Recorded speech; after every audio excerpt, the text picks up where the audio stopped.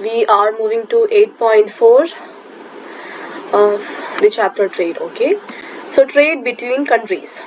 So this is a big part of data, history and all. You may read it by yourself. I'm just stepping into the conceptual part only. Okay, so though 8.4 and 8.5 are little lengthy, they are purely theoretical. Okay, so I will be trying to complete this whole chapter in this video. Fine. So exhibit 8.9 tells us that. So this is the US export and import graphs. Export and imports from 1960s to 2015. So while the value of imports and exports are nearly identical in the beginning, you can see nearly same till this part. Till this part, they are nearly same, right? But that gap becomes apparent in the mid 1970s and continue to expand as imports grow faster than exports.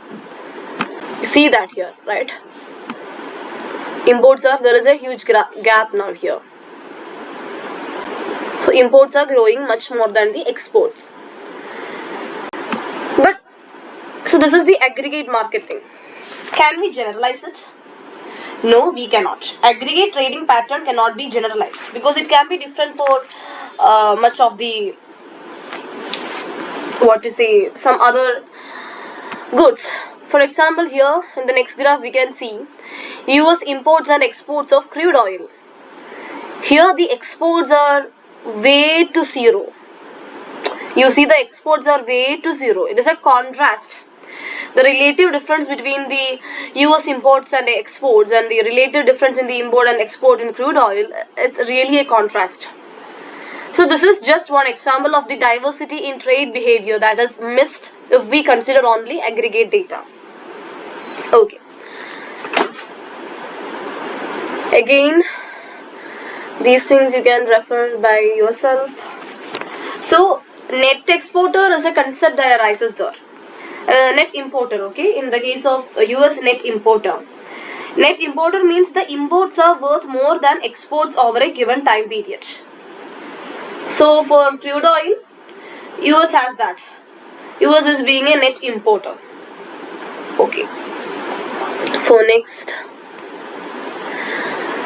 speaking about outsourcing here. So growth of outsourcing, relying on foreign countries for goods and services, has proved that there is not only trade in traditional goods like cars, clothing, but there is also trade in services. Because from outsourcing means sourcing the labor for the mainly here speaking here for the services from foreign countries. So India is a major country for outsourcing because the developed countries get cheap labor from India. We have plenty of people who are unemployed, so that definitely it is a good opportunity for them, as well as for the developed countries or the Western countries, developed or let's say any Western countries, for them they get cheap labor from India. So in majority of the customer services and all, it will be Indians who are serving there. Okay, so outsourcing is also a major trade in services. Okay. So next is determinants of trade between countries. So first let's discuss of the concept of free trade. Free trade is the ability to trade without hindrance or encouragement from the government. No voice for government. That is free trade. And next is world price. It is the prevailing price of a good on the world market. Okay. So here we are discussing another example of Denmark. So let's consider Denmark as the market for tennis shoes. Market for tennis shoes. 1 second.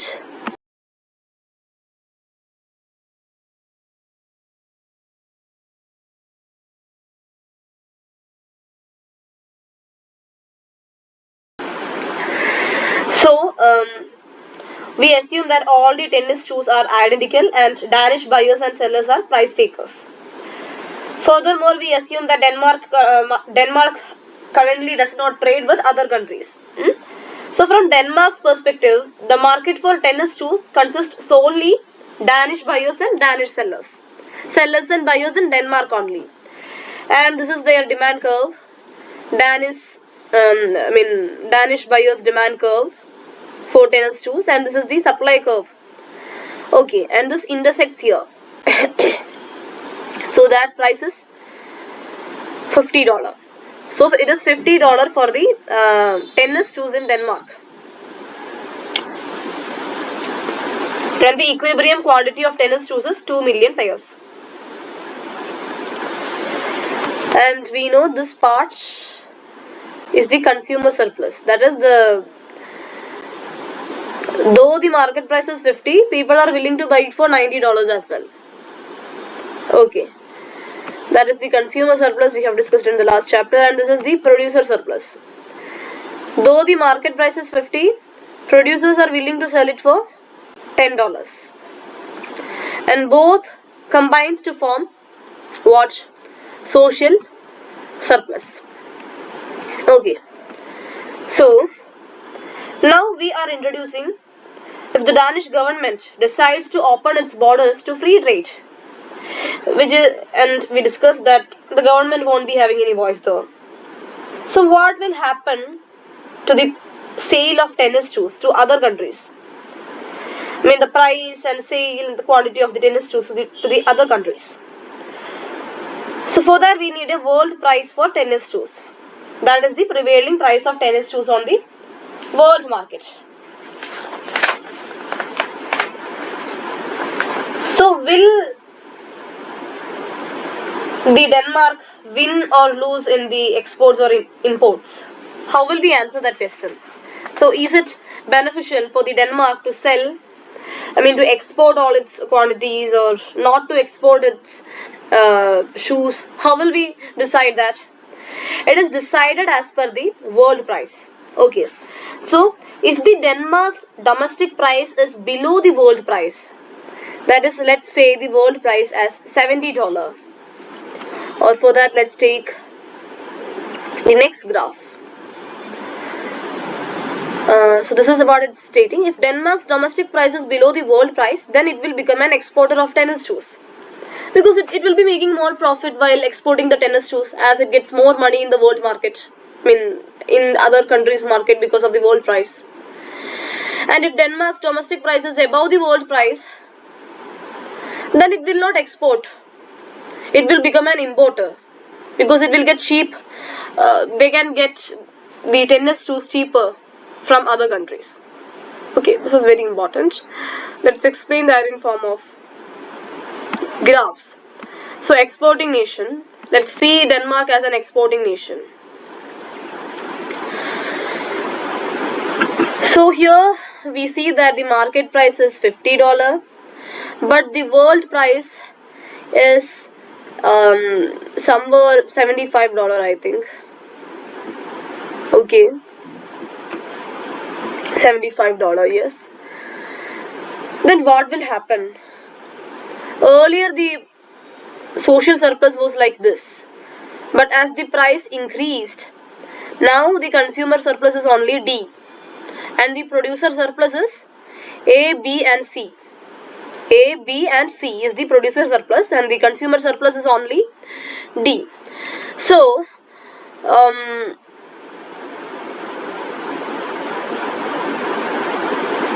now their quantity produced will be 3.25 million shoes. Okay.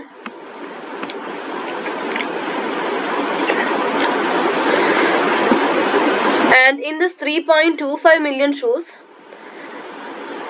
till here is the export, is the for the Danish buyers.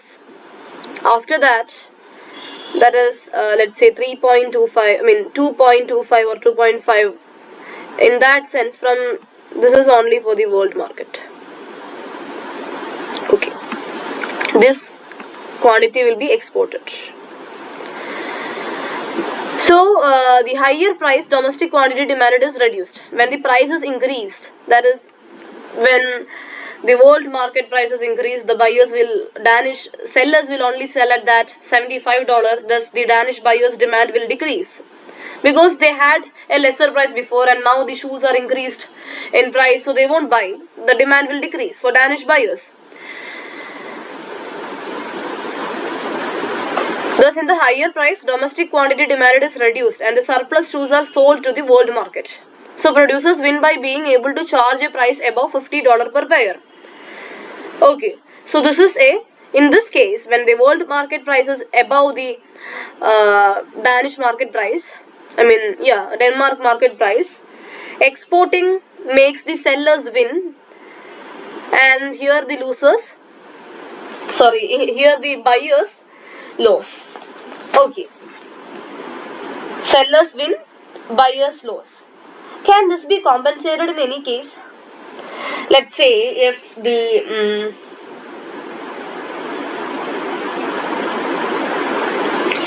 here, as we say, the sellers are winning and buyers are losing. So what if there is a scenario where winners can compensate the losers?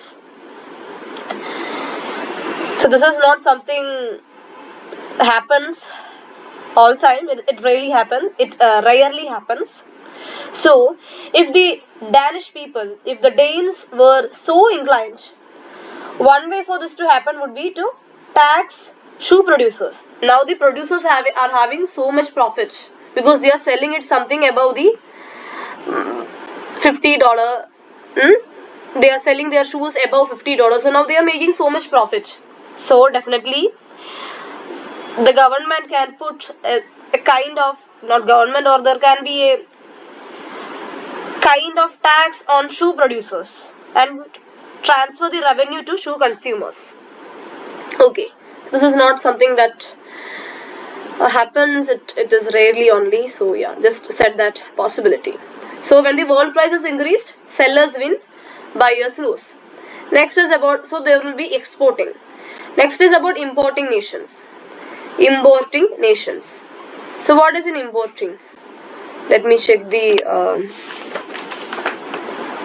okay, there is a graph actually. I'm just checking for that graph of import.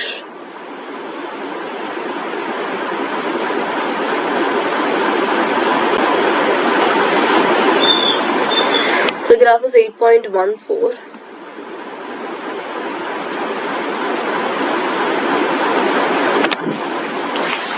Okay, that graph is missing.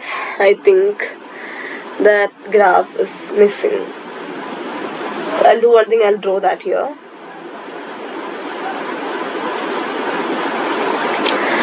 Okay, I'll draw that here, and that page is also missing. Okay, let me draw that here. So what happens in the importing time? So here we have this graph like this here. We know this is the demand, this is the supply, okay, and this is the $50 market price.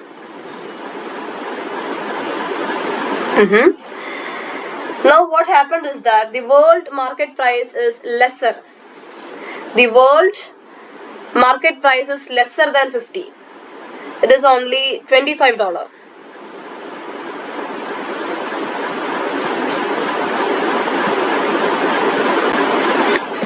It is only, it is only $25. Okay, this is the graph 8.14 in your reading. So now what happened in this case? So first this triangle was the market, was the social surplus, but now the social surplus is including D as well. So B, C, D and A. First the consumer surplus was, the producer surplus was C plus A. First the producer surplus was C plus A, but now the producer surplus has decreased to A only. Okay, and here we can see that at this lower price of world market as $25, The domestic quantity demanded is increased and the excess demand is covered by shoes from the world market. That is at $25, producers will be only supplying till here. The rest is imported as the demand increased so much. Now the demand is here. Sorry. The demand is here now.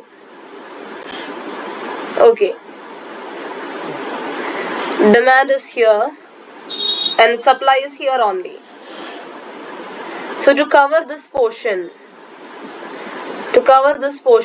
importing is happening from the world market because it is cheap now. The shoes price is only $25 cheaper comparing to the earlier price of world market. So importing happens here. So what happens in the importing case? Sellers lose and buyers win. Here also there is a kind of a kind of compensation can happen, which only happens rarely.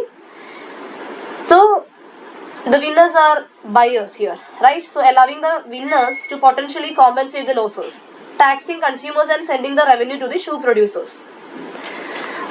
So taxing the consumers with the adding some kind of tax with the price of $25 and giving that to the shoe producers. That is a way. And next is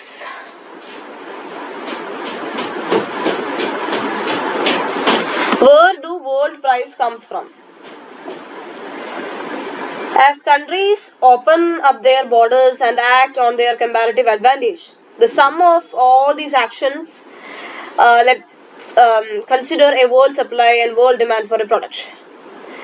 So the intersection of these two curves of world supply and world demand curve determines the world price. Next is determinants of a country's comparative advantage. From here onwards everything is purely theory, okay? So what are the determinants of a country's comparative advantage? Natural resources, stocks of human-made resources, they are controllable. It will be dependent on the PPC. How much the maximum production possibility of a particular resource, okay, from a particular resource. Technology, we discussed that with the help of a graph. Education, work habits, experience of the labor force, relative abundance of labor and physical capital, then climate, okay. These are the comparative advantage of a country. So this will change over time. Climate changes over time. Everything, technology changes over time. So an example is Japan's investment in human capital, which helped nurture skills and technology to generate a winning formula for being a leading car manufacturing nation. Okay. So likewise, technological advances that permit a more cost-effective means of exploiting a country's stock of natural resources can change the nature of a comparative advantage. Fine. Next is 8.5. Arguments against free trade. So here there are several arguments against free trade. Free trade means trade where there is no voice for government. Encouragement, neither encouragement nor hindrance. Okay. So national security concern, fear of effects of globalization on a nation's culture, environmental and resource concern, infant industry argument, potential negative effects on local wages and jobs. We are going to discuss this briefly.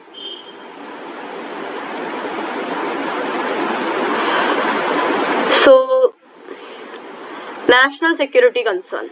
So allowing resources to flow freely has the effect of allocating resources in and across industries efficiently. But that may mean the creation of a banana republic, that is, nations that specialize in production of one good. So though this might be efficient economically, it may not be optimal in a defense-oriented world, where national security is an important consideration. A country will not produce just oranges if it fears military attack from other nations. Say we are only producing beginning, let's say the example of Russia. Russia is having let's say Russia is not having any internet facilities within Russia, like Google or Facebook or anything, and added with that, Russia is having a war now. So this comparative advantage thing, this Benin Republic won't work there, because no one is ready to willing to lend Russia the internet or any other materials or any other goods or services, because Russia is having a war and seen offensive as that. So for any country, let's say of India now, if India is having a war in the future with anyone, then the allied countries with that particular country won't lend us anything. Okay, so depending on another country for any good is something that has to be something that is not an intelligent move. Okay, so let's say here this country will invest in steel production and defense technologies as well, not only oranges, but also invest in steel production and defense technology as well, and will maintain a variety of agricultural industries to preserve its integrity in times of war. Likewise, even in times of peace, a country might be hesitant to completely specialize because it might find itself too reliant on other countries. Okay. Many modern economies depend on oil imports. Many cite such reliance as a national security concern. Okay. Next is fear of globalization.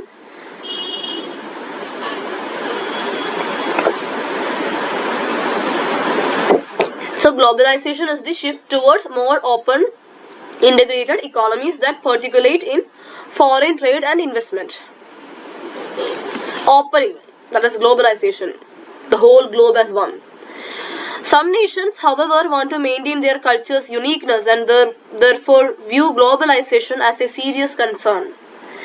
So that is to say, as the world becomes increasingly interdependent, it also becomes increasingly homogeneous. Decades ago, China had no McDonald's. Now in large cities there is one on every corner. In addition, like Starbucks. So let's speak of India's culture. We had the tea, like this madka chai, or with spices and all. Our chai was with spices and all. We were so to the spicy things. We had masala chai and all. But now, as there are more Starbucks, people are more into this coffees which cost 300 or 350, like these things. That is being a new trend or new lifestyle kind of thing. So as the Starbucks is increasingly expanding in different countries, that lifestyle of this American lifestyle is also getting expanded to here, of paying so much for just a coffee. Okay, we get this coffee for 10 or 15 rupees, but here in Starbucks we need to pay more than that. So that thing is lifestyle integration, or becoming more homogeneous, like moving away from our culture, is happening here. Okay, so that is the fear of globalization. Even in terms of dress, the Indian dress style is completely different from clothing style is completely different from the Western world. But as the brands like Zara, H&M, all these landed in India, we can see that influence. Definitely there is something like freedom to wear, but again it is mixing up with the culture. So that is what it is speaking here of as a fear of globalization. Next is environmental and resource concerns. So tangible goods such as clothing and food are not the only things traded by countries. Abstract goods as environmental quality may be traded as well. Countries with tax environmental policies allow for relatively more pollution from firms than do countries with strong environmental policies. Countries with less environmental policies will allow for relatively more pollution from firms than do countries with strong environmental policies. Opponents of free trades often cite these policy differences as creating pollution havens in poor countries. These countries, in an effort to promote economic growth and jobs, use lax pollution regulations to attract industry. A similar argument exists for natural resources such as ivory. The argument is that free trade endangers the stock of animals that provide ivory, like elephant, walrus, narwhal and all. So because openness to trade leads to higher demand for ivory, threatening species in extinction. Okay. Next chapter we will study on this about how government protect the resources. Okay. Next is infant industry argument. So opponents of free trade also cite the infant industry argument, in which governments protect their fledgling domestic industries against more advanced competitors. So for example, to help Toyota grow, the Japanese government forced General Motors and Ford out of the country in 1939. Generally, infant industry arguments rely on the idea that in industries with economies of scale or substantial learning by doing, it is important for policymakers to protect local firms early in their development. India had also done this thing. So for us, it was like for the foreign investors, foreign companies, we had levied huge taxes. Okay, so it was slightly different from what Japan had did. We have studied that in 12th economics. I hope you guys have studied that there. So fine. So in addition, starting a company in isolation may deprive it of technological spillovers. That its competitors are located near one another may enjoy. The isolated company will be last to learn of trade secrets. Okay. So ultimately, the basis of any infant industry argument is that a company is currently too weak to withstand competition from other firms. To survive, the company requires government protection. Protectionism is the idea that free trade can be harmful and government intervention is necessary to control trade. So it takes many forms as a means to block the growing interdependence of the world. Tariff is an example for that. Next is effect of tariff. So tariffs are the taxes levied on goods and services transported across political boundaries. It is the most popular form of government intervention. That is government protectionism. So protection via imposed tariff is not free. However, indeed by their very nature, tariff interfere with equilibrium prices and quantities, artificially reducing the social surplus in a country. So here we know this graph, we have discussed it so times. So we are revisiting the example of Denmark here. So Denmark is an importing country. Why it is an importing country now? Because the world price is world market price is lesser than $50, whereas it is here, and with that a tariff is added. Denmark government adds a tariff. Now it is here. The price is here. By raising the price using the tariff, the government earns revenue from the tariff area. This. Okay. And producer surplus rises by area E. This was the producer surplus earlier, but now it has been, with this price being here, it is now here. A plus E. But consumers are worst. They lost their consumer surplus from E, G, I, J. Right. Earlier,